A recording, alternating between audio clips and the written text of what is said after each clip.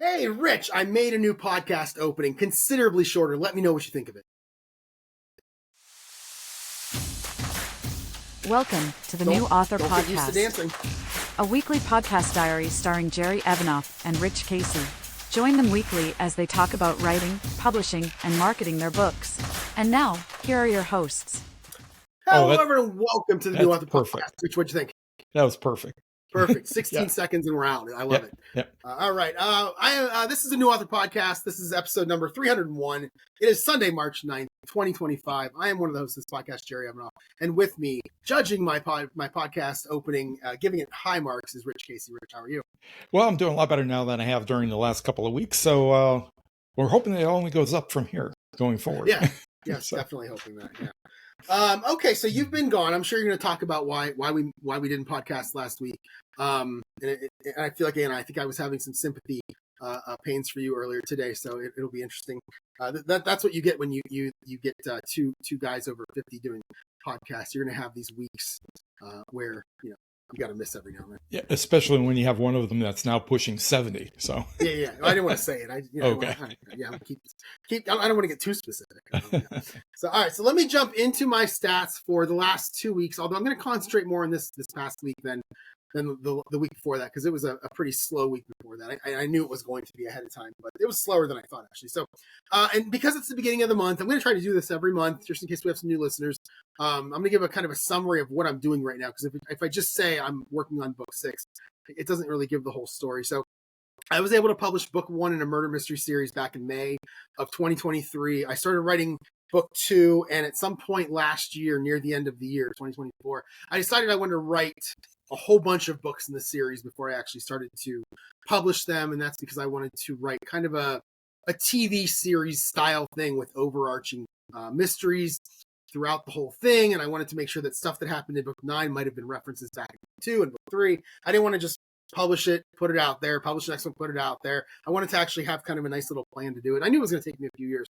But since that time, I have written the first drafts of book 2, 3, 4, 5, and 7. I've also written the first draft of a novella that's going to go out as kind of a book funnel freebie prequel, get you into the series if you haven't read the first book yet. And I'm currently working on book 6. As I said, I did book 7. I skipped book 6. I'm currently working on the first draft of book 6. And I have, you're going to hear me reference book 6, book 8, and a new book, 7.5, in this podcast today, as I had a really fun week this week. Living in the mind of a serial killer. There was a Tuesday afternoon, it got a little weird where I was like, I need to watch something happy because I've been doing this too long.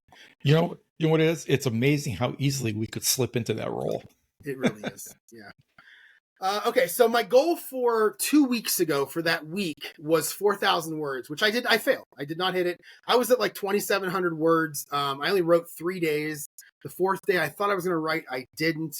And so I technically failed it. Over the past 2 weeks, I'm actually only up 6,014 words, which is kind of low considering the week before we podcasted last, I got 10,400 in 1 week.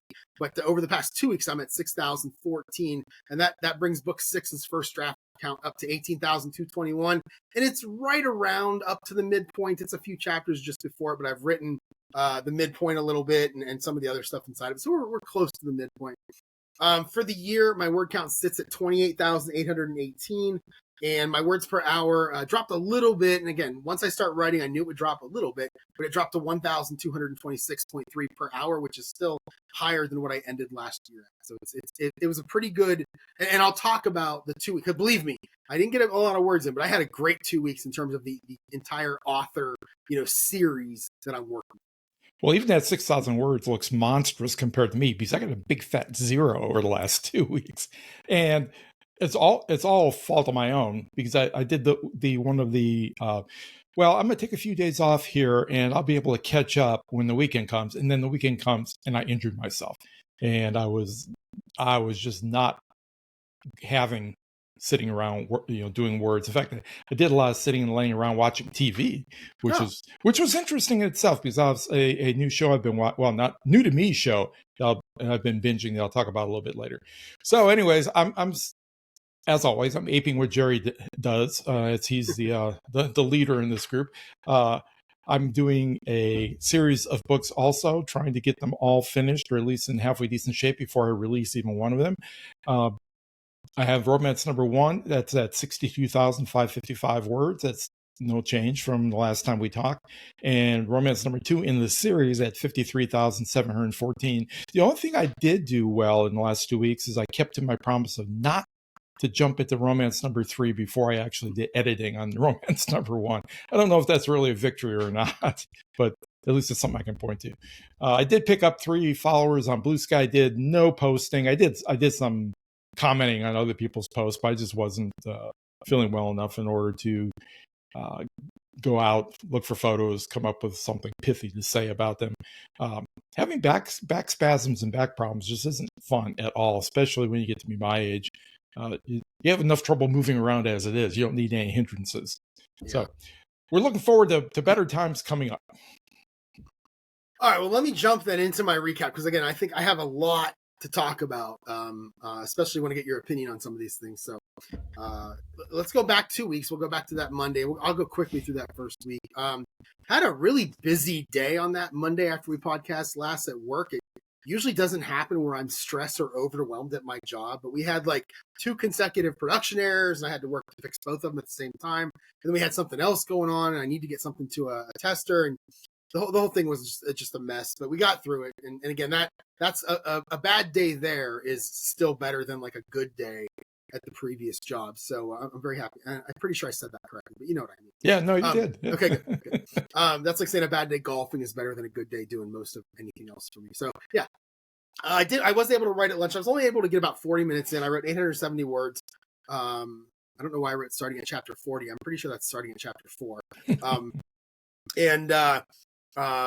This is days off, and yeah, I don't know what that means. And then I did nothing in the evening, and really just dinner and couch until bed, and that's going to be a recurring theme that you're also going to see. Tuesday, I'm back in the office, and the busy days continued. I was working on multiple projects at the same time. Usually, you say, I was multitasking. I started working on this, and then I put that aside. And I was working on this. I put that aside. That's not really multitasking. You're working on one thing at a time. I was literally multitasking because I was working on 2 things at one time that day, and it was, again, that's the kind of thing that never happens. But at lunchtime, I was able to finish chapter 7. I guess that shouldn't have been 40. That probably should have been chapter 7 up there. So I was able to finish chapter 7. Started working on chapter 8. And this was all while sitting at my desk and keeping an eye on a job that I was running for work. And I was able to actually get 1,205 words as I was doing that, so which was nice. After work, I was thinking to myself that I don't have to, I've got a dog that's going crazy right now because somebody's out. I think it's the neighbors. They're outside in their yard, doing their stuff, and my dog is just going nutty right now. Anyway, so after work, I what did I do? Holy cow. Oh, that was funny. Yeah. I opened up my football game. I wanted to play my football game. It was a little bit later, and I looked down after for about an hour of playing the game, and I realized I never actually hit the record button. So the first quarter of that game never actually got posted. It was kind of funny. Wednesday, I worked from home, and again, I was in a call that took me a few minutes past noon, and it was like the greatest excuse for me to just, I don't want to write today. It's 12:05. It's not 12, so I actually did no writing on that day. I don't actually remember what I did. I played my football game, ate some dinner in the evening. This time I made sure I pressed record, and then I just kind of hung out until about 10:30 and went to bed. So again, not a lot going on the previous week. Thursday, I was back in the office. At lunch, I continued working on chapter 8. So this is the third and final time that I wrote that week. And I'm not sure how I feel about this chapter. It was 2 people having a conversation, and then eventually a third will join them. I didn't get very far in the chapter. I wrote 783 words in about 40 minutes. And it was just as the third person was joining where I thought to myself, is this boring? Like, I feel like there's mystery stuff happening. And in the, think about the detective shows that I like to watch, Poirot, Murder, She Wrote, there are always scenes where there's conversations. But and I think to myself, in all of those scenes, does the plot move forward during that conversation? Well, I'm assuming that most of the time it does. I feel like the detective probably hears something in the conversation that makes them continue investigating in the next. It's like I hear something in this chapter and I investigate it in the next chapter. That's kind of what I'm looking at. But I just felt like it was boring, the conversation. So I just kind of stopped, and I'll get back to it at some point. Yeah, that's one of the things that It's difficult sometimes because it's easy to slip into dialogue and conversation between characters if you've got like backstory you want to shove in. But if it's not moving, if there's no action at all, it does become one of those chapters that people say, "Oh, when's this one going to be over?" Yeah, and that's kind of how I was feeling writing it. And I always feel like if I feel that way while I'm writing it, I always feel the readers are going to feel the same way reading it. Yeah. So I'll have to go back to it and try to juice it up a little bit, make it a little better. Friday, work from home, no writing at all, nothing in the evening of importance. And then Saturday, this is where it got interesting. So Saturday, I left my house around 9:30 in the morning to go to my buddy Brian's house down in Columbus. He listens. Hello, Brian. And got there around noon. We hung out for a couple hours watching hockey. And then we drove over to the Horseshoe where Ohio State plays their football games. And it was about 25 degrees out when we got there at 3:30. Gates didn't open until 4. So we kind of sat around waiting. The stadium is huge. There's a lot of gates. For some reason, they had like 4 gates open, so it was just long lines. So we didn't get in line. We just kind of sat and waited for the lines to start moving. Freezing cold. Got to our seats, and now we're watching an outdoor hockey game again between my Columbus Blue Jackets and your Detroit Red Wings. And it was a good game. It was fun. I put some bets down on it. And the first period, though, no scoring at all, 0-0. Mm-hmm. Okay, I guess that's fun. I don't know. I'm not a huge hockey fan, so for me, it's like a defensive struggle in football that's kind of boring. But were there any fights? No. Oh, no. okay. And Brian told me he didn't expect there to be any fights, and there was a couple times they pushed and shoved, but there were no fights. No. That's because they were cold too.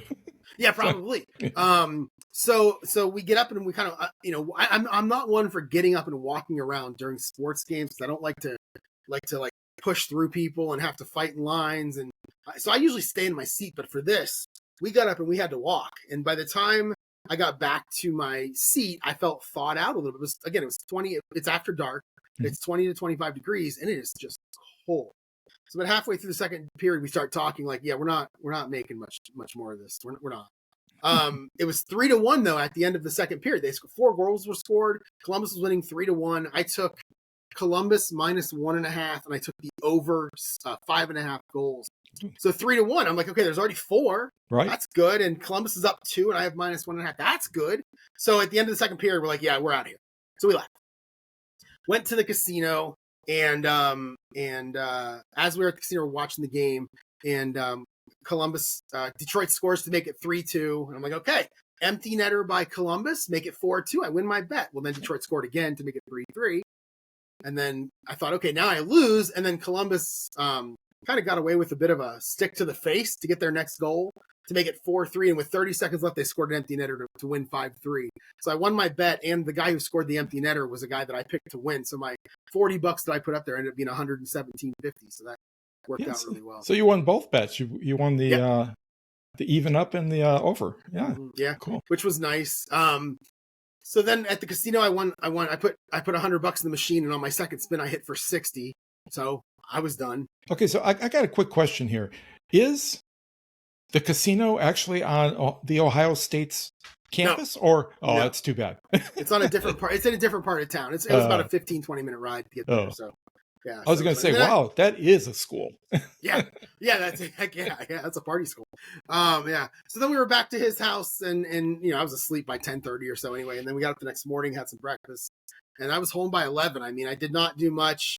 I ran to the bank to deposit my casino winnings. I got some groceries, played my football game, messed around to balance my budget, and then I was on the couch until bedtime. Again, no writing at all on these 2 days, which is when I get the majority of my words in, is this Saturday and Sunday. Mm-hmm. So now we come to this week, and this is where it gets fun. Now you're going to see a really lot of words now if you scroll down the outline about having to do with like Tuesday and Wednesday. But Monday, I was in the office. I started working on chapter 9 at lunch. I skipped over chapter 8 until like the end of it, until I could get back to it. And I wrote a short scene, something that's kind of sweet between Sam and Danny, that I'm going to read to the Writers Club this week. I never really read those kinds of scenes to the Writers Club. I always read like the tense ones because I want to make sure that I'm getting the tension across. Mm-hmm. So this is going to be something a little bit different. I'll make sure I get that atmosphere across that I'm trying to get for this one scene. It's kind of a break after the murder, but before all the stuff starts to happen. And they just have a kind of a, boy, I'm tired. And they kind of fall asleep in a chair together. And I'm hoping that it comes across the way I want. It's short. It's what I read, 1,169 words in about 50 minutes. So it's a short scene. but it makes up that chapter. After I got home, thought about playing my football game, but didn't after dinner. I was just tired. So Tuesday now, this is where all the fun begins. So let's go back to Saturday. I had 3 case file podcasts to listen to on my phone. The first 2 were part 1 and part 2 of a kind of a serial killer in like Australia back in like the 70s and 80s, 60s and 70s, whenever it was. He did some murders, but he also was hitting people with his car, and he was breaking into houses. He was he's just not a good guy. And so I listened to the first half of it on the way to Columbus, and then I listened to the second half of it on the way home. And then on Monday, while I was working, I listened to the third one, and this is about a woman. She had been abused as a kid, and then about 30 years later, she was living in Wichita, Kansas, and she started getting stalked by some guy who seemed to know her history. And, he was writing poems to her that were kind of harassment. He was writing to the police and the news. They started calling him the poet. He wanted money. He always seemed to want money, but never actually got it. He kidnapped her a couple times, stabbed her a couple times, but she got away every time. Basically just a bad guy who was terrorizing her and her husband. I thought you wanted to say something there. You look like No, sorry. Okay. And so I started, as I'm listening to this, all I can think about is my book 8, the serial killer story that I'm getting ready to write. I'm thinking, I want my serial killer to be that kind of guy. I want him to terrorize Sam. I want him to like basically start playing games with him. And so I at lunchtime, I really didn't write. I listened to the end of this podcast, and surprise, and I kind of caught this. Kind of started to understand this as the podcast was going. This poet never actually existed. This woman was doing it herself. She was sending the letters to herself and to the police, and she actually, I can't remember if she actually stabbed herself or not. I don't think so. The kidnappings never happened. It was all just, she had some mental problems, all the stuff that happened to her as a kid. As you're listening to the end of it, you kind of feel sorry for her. You feel bad for her. She didn't hurt anyone except for herself. And then there's the millions and millions of dollars of police work that went into trying to figure out who was doing it. That kind of was a problem. But they didn't press charges. She went to a shrink and kind of got better. She started doing helping the community and all this good stuff. So it was an interesting story. But that first part of it is, I'm like, that's what I want my serial killer to be. I want him to start reaching out. I want him to be obsessed, basically. So again, at lunch, I didn't write. This was in my head. This had been in my head for a couple of days. So I basically went to ChatGPT and I did this giant brain dump of everything that I had been thinking about the last couple of days about this, my murder in book 8. My entire lunch break was me basically being inside the mind of this guy. I didn't go to the plot. I didn't go to anything other than let's just talk about the bad guy. Like, who is he? And I throughout that time, I came up with this personality, this person who, he starts out with having a great life, and he's a professor at Georgetown is the college I went with. And, he's in criminology, and, people respect him, and, he's been put into books and he's looked up to, and then all of a sudden it all comes crashing down. And he basically gets run out of the school, goes down to the Savannah, Georgia area where Sam is, finds a job at like a local community college. He thinks he's above everyone. He hates his students. He hates his coworkers. And he starts killing to try to prove his theories. He starts with a homeless guy. No one notices. And he starts to kind of go, okay, yeah, that makes sense. That kind of thing. Moves on to a businessman, that kind of thing. So he moves on. So at some point, he's going to start to move from doing it for, he knows what he's doing, to all of a sudden kind of slowly going crazy. And he's going to catch wind of Sam and start to obsess over him. And what I want to do is I want to end a book. Well, we'll get to that. What I'm going to do is I'm going to write a novella that's going to be between book 7 and 8. That's 7.5. That's going to be from the killer's point of view, but we're never going to learn who he is. We're just going to know him as the professor. And that book is going to end with Sam and the Beaumont, the police officer, walking toward him with him saying something like, okay, we finally meet. And that's how that book's going to end. And it's going to be a big cliffhanger, but it's going to go right into book 8, which is where the serial killer book starts. And even though I may not have that scene of we finally meet happen until maybe chapters 3, 4, 5, 6, I need to have a little bit of before that in book 8. That's kind of what I'm going to do. So I'm going to write this novella And it was all because of Tuesday and then again on Thursday, just talking to ChatGPT about this killer. I've never done that before. I've never plotted where I've started with the actual murder. And before I get into the plot at all, I'm just learning about him. Because as I was learning about him, the plot kind of took shape a little bit, which was, I found interesting. I didn't know that could happen. And that's because you're got inside the head of the serial killer a little too easily and could actually see how, there was a how point, it might happen. There was a point near the end of the lunch break where I'm like, okay, I got to do something else. This is too weird. Yeah. So it was very strange. So I didn't. What I didn't know was, this is before I decided on the novella. I didn't really know how I wanted to introduce this character. I didn't know if I wanted to have like, in the end of book 5, I have an epilogue where I have the serial killer killing one of the people that Sam knows, and I'd written that months ago, and I didn't want to do that in every book. Oh, there's an epilogue, and here's the serial killer, because I feel like that would be boring. The reader after about book 6, it would be like, you do this every time. Right? Can we get to the point type of thing? But I also didn't want to have like a couple pages that someone has to then click on. They go to my website. I really wanted to make it easy to understand this. So I'll talk about that in a second. Let me get to Wednesday. Work from home, nothing related, but I kept thinking about this. I kept thinking about how am I going to try to, how do I want to introduce this guy early on in the series, but not be kind of like overt with it with, here's 3 chapters in book 3 about this guy. I didn't want to do something like that. So At lunch, on Thursday at lunch, I continued working on this. And this is where I kind of created this loose outline for book 7.5. And it's all, I haven't done any plotting. But based on the character, where he starts and where he ends, I kind of have an idea of what I want to happen. That'll lead from book 7.5 into book 8. And I'm gonna go through this. I actually used the outline earlier today to take notes, and so that I can transfer these to my my Scrivener or my whatever I'm going to use it, my outline, my Google Sheets that I'm going to use later. But what I've kind of decided is I'm creating a series of 9 standalone mysteries. That's 7 novels and 2 novellas.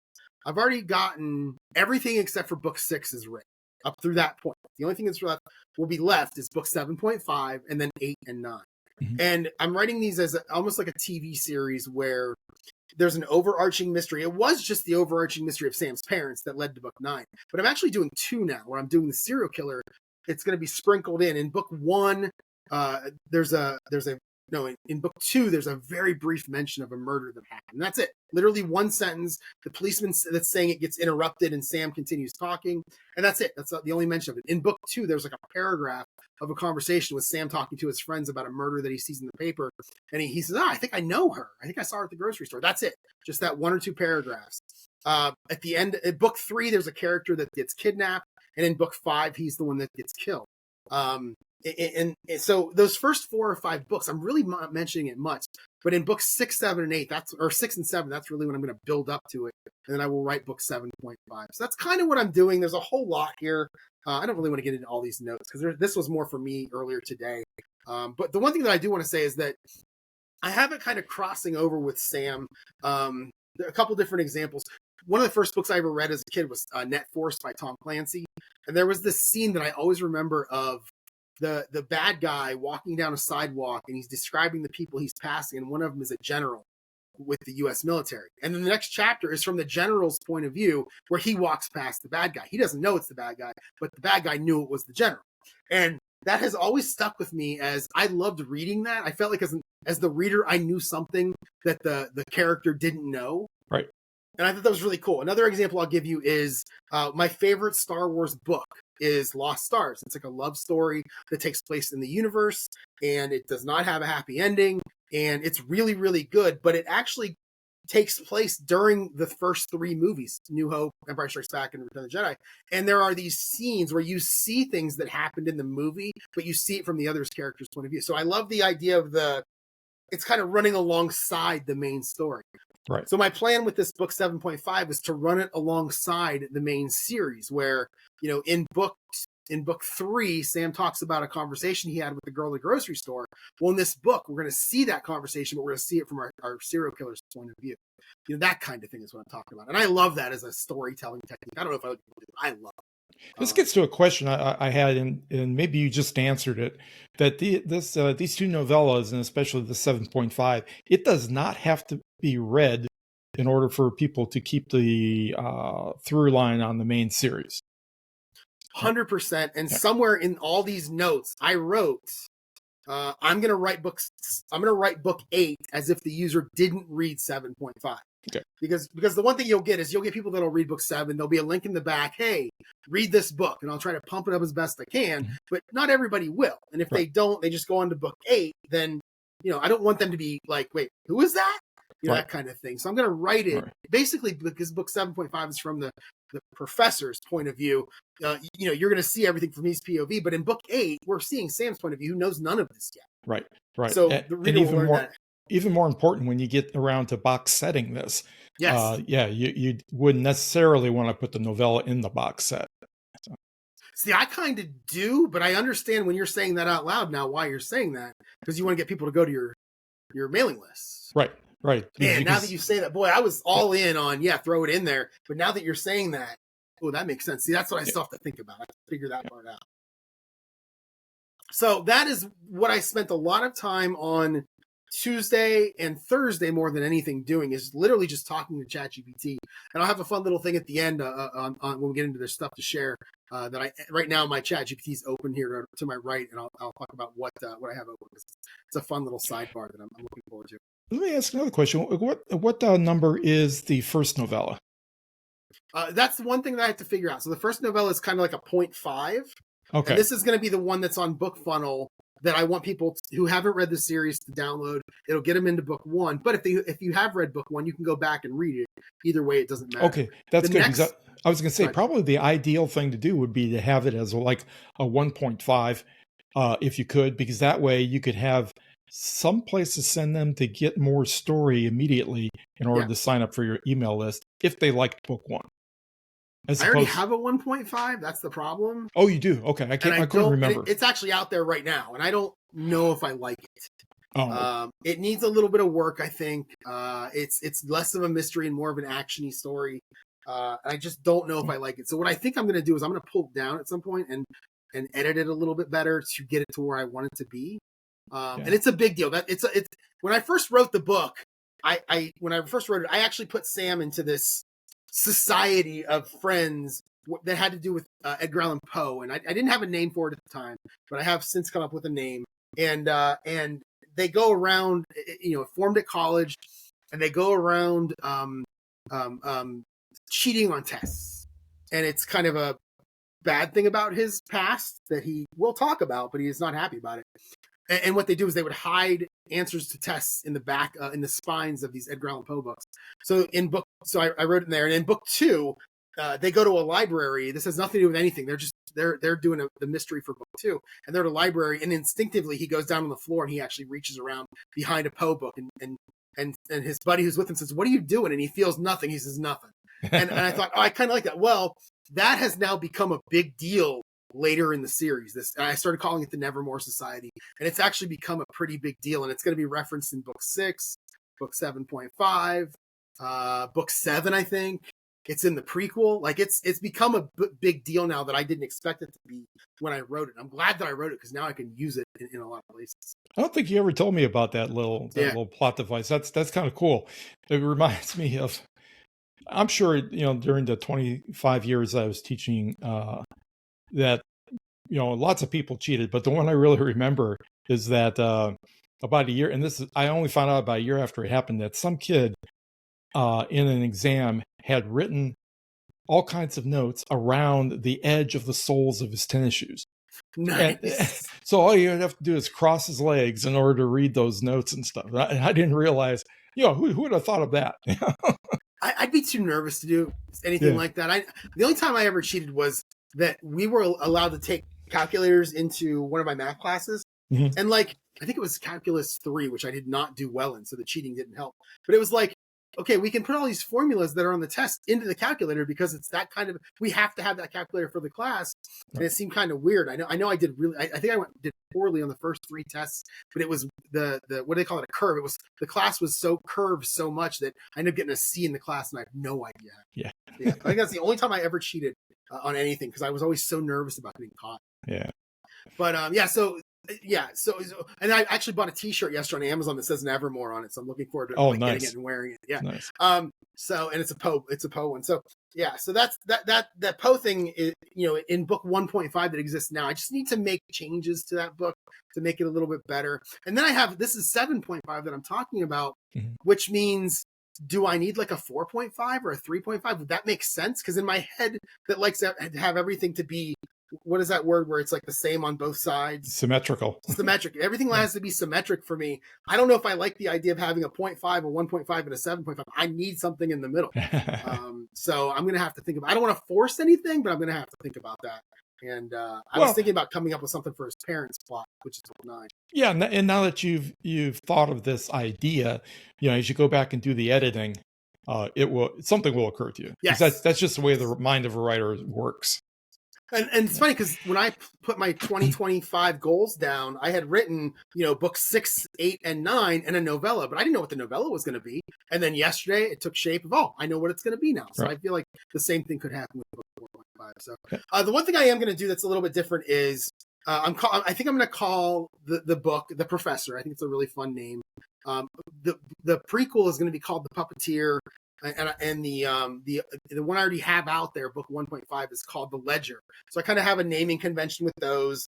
I actually had covers made last year by the guy James at goonright.com, and I actually had him put titles on there, and the title he put on there is The Bunny. And I'm like, now that I'm thinking about it, I'm like, I think I'm gonna get a hold of him, and I'll pay him to change it to the Professor, because I just think that's a better name. Oh yeah, definitely. Okay, so what I am going to do though is, by writing book 7.5 and having it come out before book 8, I'm basically giving away that the murderer in book 8, the serial killer, is a professor. And I feel like I could go into book 8 with it being like, oh, well, I'm the reader. I know who did it. It's a professor. So what I'm going to do is the murder that Sam is investigating at the college is the murder of another professor. And I'm going to make 3 or 4 professors be suspects. And maybe there's 6 suspects, 2 of them aren't professors. The reader knows, okay, it's not those 2, but Sam doesn't know. So what I feel like is the reader's going to be ahead, and then Sam's going to catch up because he's going to learn that it's not these 2. Then he's going to move ahead because he's the guy in the book trying to solve the mystery. It's kind of how I'm working it. So no, that's good. I like that. Yeah. So that was my last couple days. Friday I ended up taking a half a day. Just because I felt like it. On Monday I put it through, and on Friday I took it. I headed off to Buffalo Wild Wings. I actually went back to writing the first draft of book 6. I added 1,463 words to chapter 9, which finished it. And then I stopped at the football card place on my way home. It's in the same plaza. I had to buy a bunch of boxes. I have all these cards right in there, and it's like my kitchen table, my dining room table. It's just stacks of football cards. I really, really need to organize them. I bought a bookshelf. It's in there. Also, I need to put it together, put it upstairs. And then what I'll do is I'll go through and I'll catalog each card so I know what I have, check the value of it. It's going to take me months to do all this. But that's okay. I'll do a little bit at a time. I've already started. And I'll put them in boxes. I'll label the boxes, and then I'll throw it upstairs on a bookshelf just to get my table cleaned off. Because holy cow, that's been driving me crazy. Yesterday, we had snow when we woke up, Rich. We had snow, right? I'm pretty sure that's the last snow I'm going to see until December. Hopefully not in November. That was probably going to be true until you just said that. Yeah. Yeah. Looking at the weather the next couple weeks, it looks great. I mean, I got up today and the first thing I did was send the golf email out. Like, hey, golf league, we're getting ready to golf again. Like, I'm getting ready for it. I'm ready for spring. So then yesterday I went to Chick-fil-A, and I was working more on book 6. It's funny. I didn't write a lot. I actually skipped ahead to chapter 13, which is the midpoint of the story. But I didn't. And actually, at the end of that chapter, there's a dead body that's found. But I didn't skip to that chapter because of that. I skipped to that chapter because in that chapter, Sam is going to find a book that's left by the professor in this location, and he's going to find it. He's going to think it has to do with the murder that he's in right now, but in reality, it has to do with the overall serial killer story. This is we're in book 6. This professor is pretty much obsessed with him now, following him around. This is Vermont. This is away from Georgia, and he's going to follow him there and plant a little bit of thing for him because he's trying to get his attention. I think one thing I may do, and we'll have to talk about this because I'm curious what your opinion is here. I want somebody close to Sam to get killed by the serial killer. I think you have to do that. But I don't want it to be the girlfriend. It would break my heart if it was the girlfriend, but I think she's the most logical choice.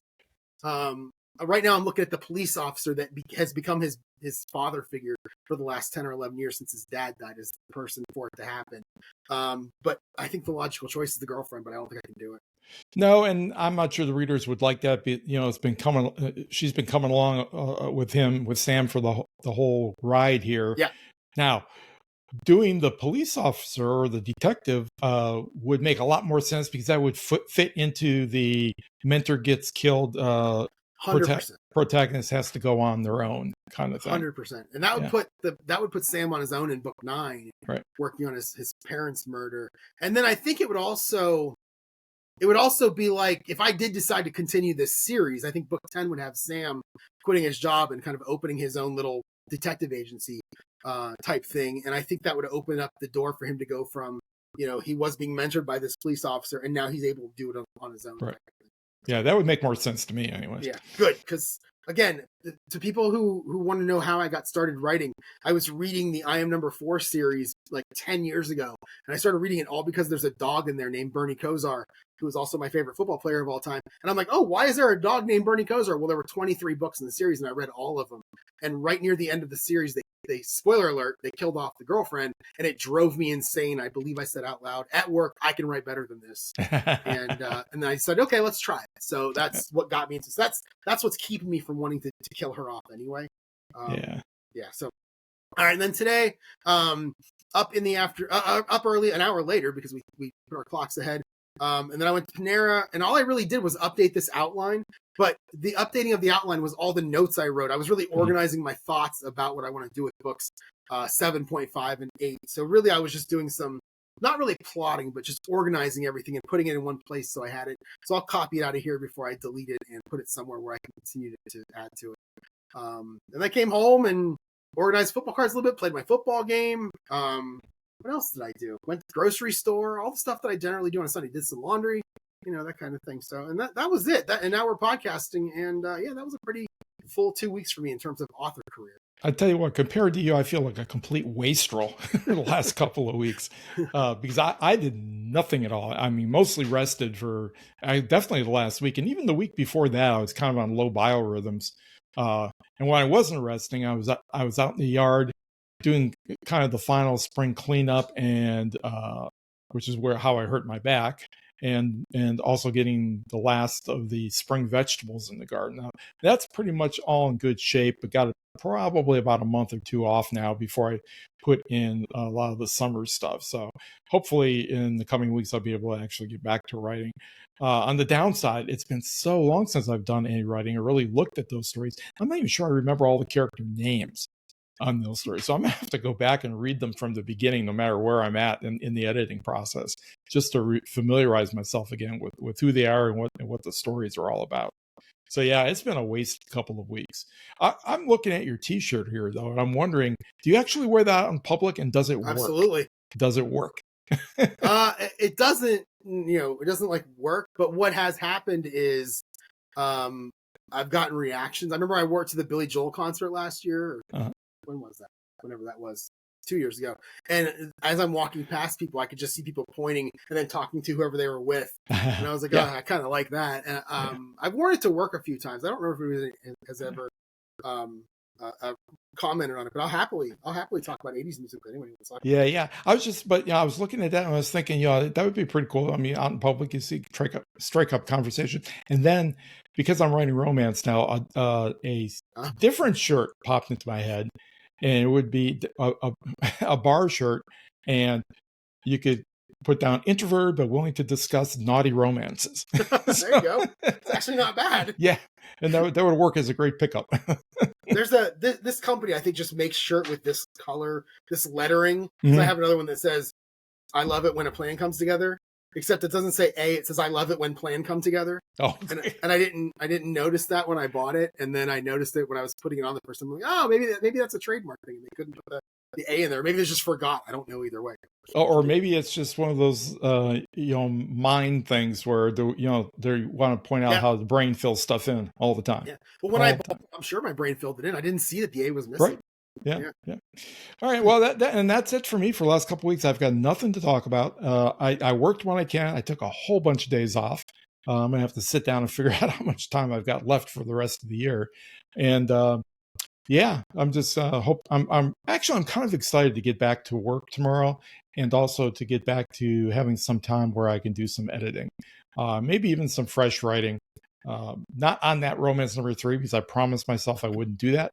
But I've got a couple, kind of like you, I've been kind of noodling around with the idea of maybe a couple of side stories or side quests to this series. And I might, if nothing else, at least sketch down some ideas, kind of like the way you started. Maybe go back and forth with ChatGPT. Although I canceled my ChatGPT thing, I have to do it now through Future Fiction, which is fine. Yeah. So I may do that. And nothing new on my running list of future things to do. I'm just hoping to get back to writing and doing something productive. And, on my running list of future things to do, I mean, the new podcast opening, which I did, so I can kill that. I did join a Facebook group, Ohio Writers Club. Oh, yeah. But there's not many posts. I mean, they post a couple times a day, maybe. So every now and then I'll peek in on that. There's nothing really exciting there. Book covers I already talked about, and Instagram style ad I've talked about, and then do some drawings for the books I've also talked about. So nothing really new there. In terms of my addicted to, it's really just the weather, because I'm just counting down these days until we get that last snow, which I'm pretty sure was Friday night into Saturday, according to what the weather looks like over the next 6 weeks. And by the time we get past that, it'll be warm enough, in April, mid to late April, to where we probably won't get any more snow after that. It'll be rain. I don't mind rain. I have no problem with rain. It's not snow. Right. So really just a lot of me looking at the weather. Right. Well, me being laid up basically for a couple of weeks, I searched a lot for different forms of entertainment I haven't already, because I'm tired of watching the same YouTube videos 15 times in a row. So I stumbled across a new podcast for me, and it's not a new podcast. It's been going for a while, and it's called The Rest is Entertainment. And it's with Marina Hyde, who is a columnist for The Guardian.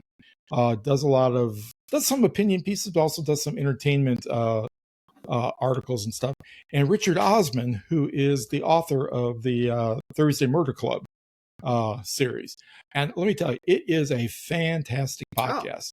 They talk about all kinds of things, entertainment related, not just about books, although they do talk about books, but they talk about movies. They talk about the entertainment industry, things that are going on behind the scenes, because they're kind of both plugged in behind the scenes. Because Richard Osman, as I'm sure you know, was a really famous talk show host or game show host or something in the UK before he started. I think I saw the term presenter. I never knew what it meant. Yeah. I think it's more like he did a bunch of different stuff, but he was really famous. I mean, he's a recognizable face over in the UK.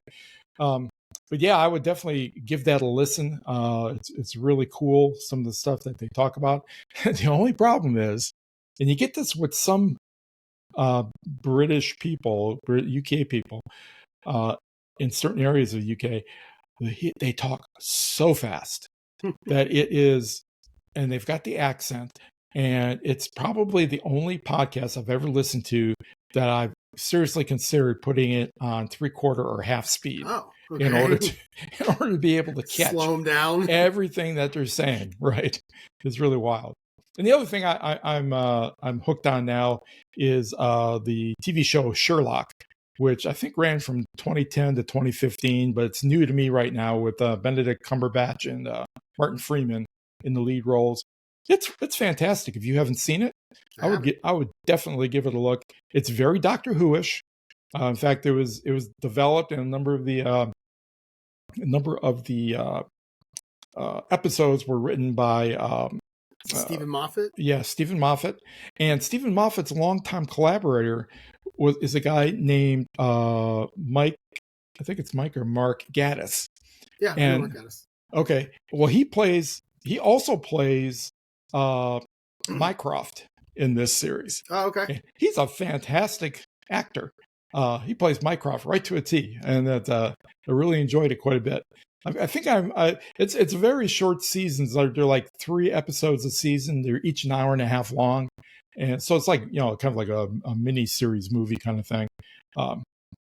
But yeah, and Cumberbatch is amazing as Sherlock. He plays a modern Sherlock very well. Yeah. Very, very Asperger's, very manic. What they did do, which given the times, I see why they did it. Instead of being addicted to cocaine and heroin and stuff, he's actually addicted to cigarettes. So wait, was Sherlock addicted to heroin and cocaine? Cocaine for sure. I can't remember about the no heroin. idea. He was always shooting something up, and so I don't know if he was just what they call speedballing, which is when you mixed heroin and cocaine and shot it up, or if it was just cocaine. But that's one of the major things about when he got bored and he didn't have a case. He was always trying to get that high that he got from cases. Wow, Poirot just whines when he can't get a case. Yeah, exactly. Yeah. Wow. Poirot is very different. Yeah, holy cow. So the funny thing about Stephen Moffat is he wrote or he created a show that I absolutely love from the BBC called Coupling, which was I've not seen that. I always describe it as Friends but funny, and that annoys people that like Friends. But it's basically it's Friends. It's six people, 3 men, 3 women, and it's kind of like the relationships that they have. 2 of them are married, and the woman who was the married woman, I forget her name, Sarah Alexander maybe. She was actually in something I watched yesterday. I watched Jonathan Creek, the first episode, the whole thing, and she's actually in some episodes of that near the end of the season. And if you get a chance, check. There's only and they have like a Kramer, like every that's how their show is. They have like the player Sam Malone guy. They have the weird Phoebe girl. They have the Kramer guy. And then they have the 2 that are married, who are kind of like the 2 mains. They're the 2 main people of the show, and then it's their friends, and it's really, really funny. And Stephen Moffat is actually one who created. Check it out if you get a chance. I think it's on somewhere. Coupling. It's I wonder who stole the idea from who. U.S. stole it from Britain, and it failed miserably. It didn't even make it a season in the U.S. Yeah. But it was really. There's only about 4 seasons of the British one. It's really good. I really like it. But what I was wondering is if Friends was actually a knockoff of Coupling. I'll have to look that up. I don't think it was a knockoff, but I do think it came after. I don't know if they copied it or not, but I do think it came after. Yeah. It's really good. Yeah, check out Coupling. That happens quite a bit. It happens with The Office, so. Yeah. And that was a tough one because speaking of Martin Freeman, who was in the British Office, the American Office, the first 3 or 4 seasons are really good. After that, it's garbage. But I don't know which one. If you said which one you like better, I don't know. They're both really good in their own way. So. When did it get to be garbage? Was it before or after Pam and what's his name got together? It was after. Okay. It wasn't long after. It's like, for me, it was like, okay, I got my ending. And it just got crazier and crazier after. Michael Scott became more and more wacky after that. And after a while, you're just like, okay, I can't take this. Yeah, I could see that. That was such a driver for the show that, once they wrapped that up, where would you go? Right. So, go back here. It's so funny, Stephen Moffat. I didn't really see he did so many things that I like, but he did a lot of Doctor Who, too. I didn't know that. Yeah. Okay, actually, I did know that, but I didn't realize. I just didn't put it together. That's kind of strange. Okay, so where are we at here? We are on this coming week for me, which I didn't even update, so I'm gonna have to do this off the top of my head here. So I'm working in the office this week, Monday, Tuesday, and Thursday. I will try to write at lunch all 3 days. Wednesday, I'll work from home. I'm gonna try to get to the library. It's supposed to be really nice this week. We're talking 50s and 60s, no rain, just nice days. So I'll try to get to the library on Thursday, Friday. On Wednesday, and then Friday I'll work from home. I probably won't do any writing on Friday. We'll see. Thursday I have my writers club. I'm going to read that scene I talked about earlier. And then Saturday and Sunday it'll just be your basic, go write in the morning, and then run all my errands and play my football game and stuff in the afternoon. I do want to open up my golf simulator. I literally haven't opened it yet for the winter because it's been 20 to 30 degrees every single day. We've had 2 days that I could think of in the 50s, and other than that, and they were immediately followed by snow. And so I bought a new golf club. It showed up yesterday, and I want to hit it. So I think I'm going to try to open up my golf club, my golf simulator this week, and do that. And that's about it. Nothing special. I think it's going to be a pretty basic week for me, which is good. I know that we're going to be keeping an eye on the golf course now that we play at, me and my buddy Dave, to find out when it opens and start going up there on the weekends. And like I said, I sent the email out for the golf league today, getting people to respond back to that to tell me who's in and who's out. So that starts on April 22nd, I believe. So only about 5 weeks, 6 weeks until that. So yeah, we're getting into spring, Rich. We made it through the winter. Yeah, I'm surprised it opens quite so early up there, April. But I guess you could have good Aprils. Yeah, well, we usually have 1 to 2 weeks in the first 3 or 4 that are rained out. Oh, okay. Anyway, so we do open Usually it's the third week of April when we start our golf league, and we usually end the Tuesday before Labor Day. Whoa, I hit a button. Oh yeah, you did just kind of disappear. I'm not sure. Hold on. Yeah. You're back, I think. Wait, why did it start? I don't know, but you're good. Know what's happening. I can hear you. I don't know what just happened there. I don't know. I heard a little hiss, but I touched my headphone, my ear things, and there's probably a play button there. Oh, okay. So sorry about that. Anyway, it interrupted me talking about golf, which is probably a good thing. I could talk about it for days. So anyway, that's my goal for next week. So looking at the math, that's going to be 1,000, 2,000, 3,000 plus 3. So 6,000 words will be my goal for next week. But the problem is that I can't be sure that I'm going to write every day because, I still have this serial killer stuff rolling around in my head, and I might want to take a lunch break during work and just start plotting. Who knows? So I'll put 6,000 down, but we'll see what happens.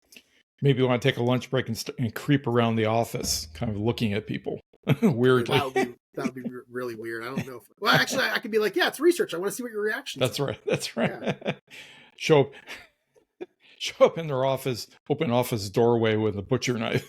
Oh, Jesus. Okay. I don't know about, I like my job. I don't know if I want to get rid of that. Well, my coming week is going to be just, pretty boring as well in terms of the day-to-day routine. I work every day this coming week. In fact, I'll work next Sunday as well. But I'm going to be looking for opportunities to edit and possibly do a little bit of new writing. The first thing I have, or the only thing I have scheduled is a class on Thursday on using our digital library's access to media, which is great because the Tuesday and Wednesday, I can figure it all out because I know there's all kinds of stuff there, concerts and movies and all kinds of stuff, media related, but I've never really done a dive into it. And I'll have to do a dive into it this week. And then next Thursday evening is my first Next Door Book Club meeting in the evening. So I'll get to... And what is that? I don't think I mentioned to you, but there's a local book club in the neighborhood that has been around for quite a while, but they wanted to kind of come under the auspices of the library so that they could essentially get access to our advertising arms and stuff that we, because they'd like to grow the club. I think it's down to like about 4 or 5 members right now. So yeah, it'll be fun. I've only met the leader of the group, and she's a nice woman, and I'm looking forward to seeing the other ones.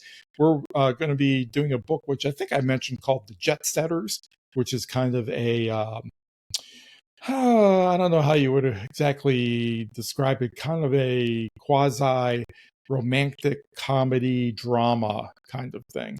Lots of broken relationships, lots of childhood trauma, lots of, substance abuse kind of things. Just, pick me up, it sounds like. Yeah, it's one of those books. It can be funny, it can be sad, it can be just plain out weird. I don't like the way it was structured. But I'm not going to go in there talking about that just because I think they're more, they more talk about the themes and, how they like the character and stuff like that. It's like 30-something the book, right? What's that? Is it like 30-something? Remember the TV show you were watching? Is it 30-something the book? Is that kind of how? Yeah, something. Yeah, a little bit like that. What was weird about the book, and I got to go back and double check to make sure I got this right, but I think I do. You know how when you have when you open threads, open loops in a story, like you open loop A and then loop B and then loop C, you should close them loop C, loop B, then loop A. This author did not do that. This author closed loop A first, which made the ending of the book really strange. It just kind of ended with a thud for me. Sounds like it ended with like a smaller loop being closed than like the big, right? Whatever the big thing is. Right. And it closed with the son of the what I would call the protagonist, although I guess technically there's many protagonists, and he was like at least loop C that opened. So yeah, it was just strange. I don't know why they did that. I don't know how that made it through editing because it's trad published. So I don't know how it made it through editing, but yeah, it was a little bit weird. So we'll see what happens with that. In terms of stuff to share, one thing I did learn in the last couple of weeks is I may be getting old, although I don't necessarily feel old. Like most people, I may be 66, but in my head, I'm still in my mid-20s or something like that. And so I'm getting old, but I'm still not too old for glitter ink. I had bought a bottle of ink, and I bought it because I wanted the black ink, and it was called Hades. So I figured it was, a nice dark black ink. And I didn't realize when I bought it that it actually had blue silver glitter in it until I put it in my pen and started writing with it. And when you're writing with it, it looks just like jet black ink. But as it dries, this glitter starts coming to the surface. Yeah. Wow. But I love it. It's great. Yeah. Nice. Something to share for me. You had mentioned digital media, so we'll talk about that. So a lot of thinking about my serial killer plot and all that stuff. And yesterday, I have this really long ChatGPT thread when I started doing this on Tuesday. And at the very end of it yesterday, I wrote into ChatGPT. I'm just going to read it. I wrote off topic a bit because you got to be casual when you're talking to ChatGPT. Off topic a bit. So this series I'm working on really has 2 overarching stories. Books 1 through 7 are novels, each with its own mystery, a beginning and an end, with Sam solving the mystery. But in some of the books, the story of Sam's parents is being talked about, their death 10 years before book 1 in a car accident being an accident or was it murder. This storyline is wrapped up in book 9. We also have this whole serial killer story, which is also lightly referenced early, then a little more later, then solved in book 10. I said, I really love this as a series. Do you know of any other book series that is like this that I could read?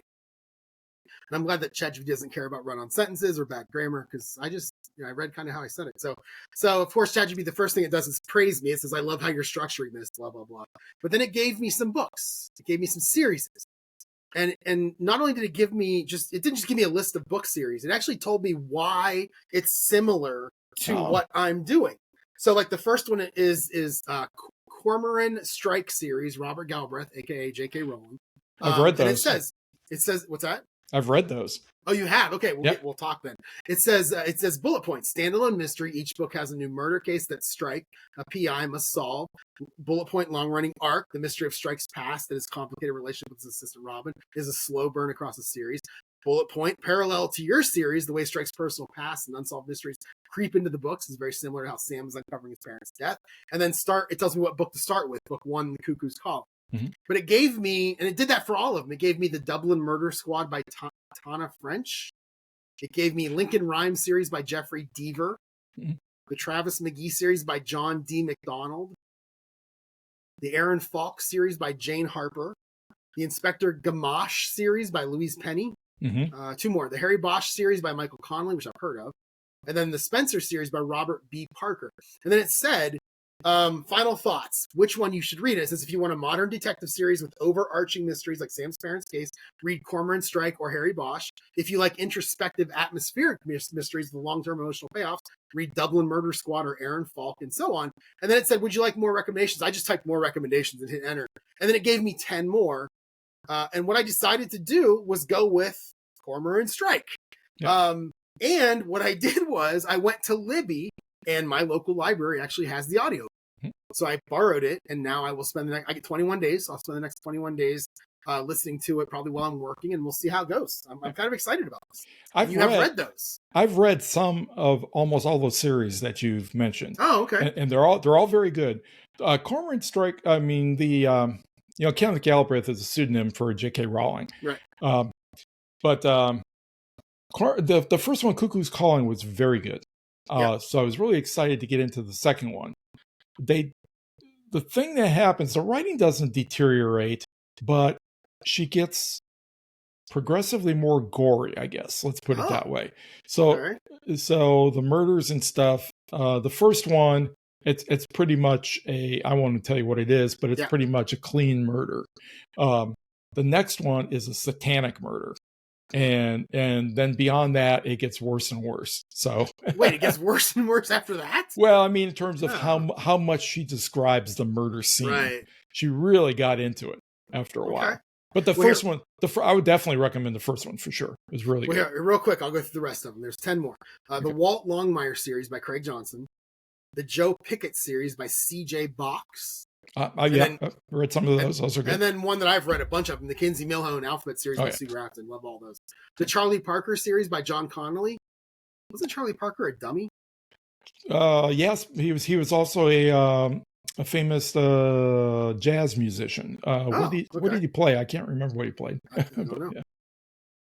And then we have the Dave Robichaux series by James Lee Burke.